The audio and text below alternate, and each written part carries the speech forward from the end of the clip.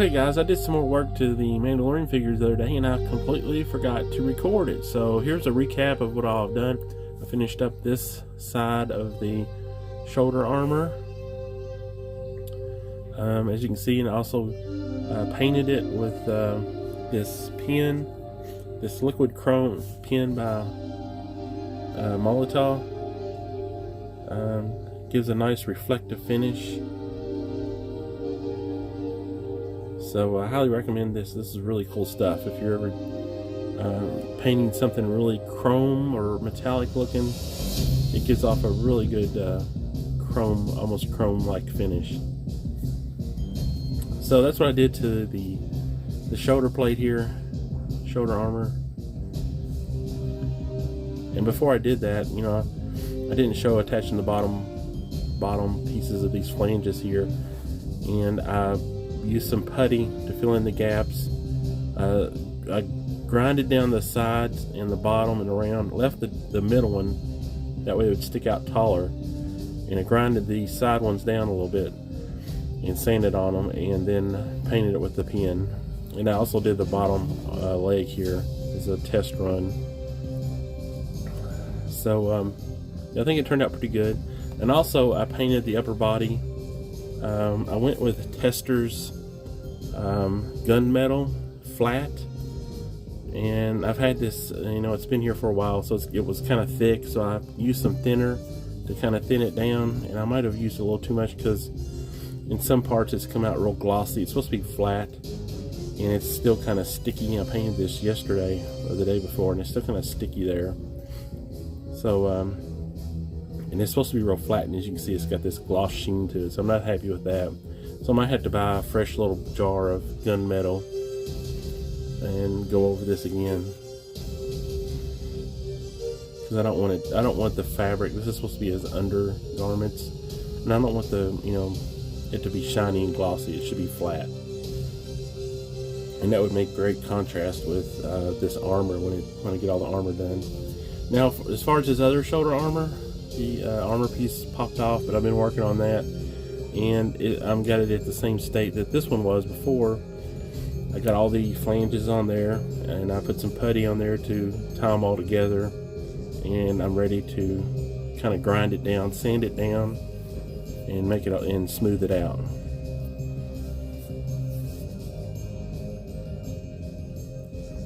Now, I don't know if I showed this in the earlier part of the video, because I'm doing this in several different videos, several different steps. But I'm using evergreen polystyrene sticks that are 1.5 millimeter, and as you can see, these little sticks are kind of squared off, and that is what I'm using as the flanges for the shoulder armor. And what I did was I would heat this up, bend it to the shape of the armor, and then glue it on there.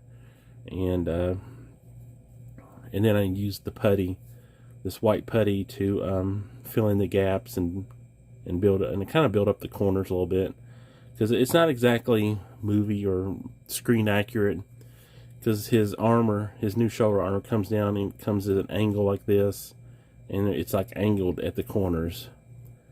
So I kind of filled in the corners a little bit just to kind of give it more of an angular look. But I think it'll turn out okay. Or at least I thought this one, the first one, turned out pretty good. Pretty decent. So we'll see how the rest of it goes. And then hopefully, you know, as we get closer, I'll start painting the chest last, because I don't want to be handling the figure a lot with, because I'm not sure how this finish holds up. A lot of times silver, if you handle it a lot, it'll get dull from your fingers touching it. So that's why I want to wait and do this, the rest of the armor last.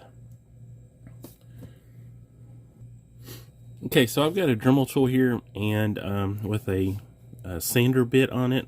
And it's kind of worn down. This was really kind of a rough sand grit. I'm not sure what it is, but it's worn down, so it works nicely with this, because I don't want to, and also I want to use low speed, because if you use high speed, it'll just burn right through this plastic. So I'm going to use low speed. I'm just going to gently sand, make this all even, and sand the edges down a little bit.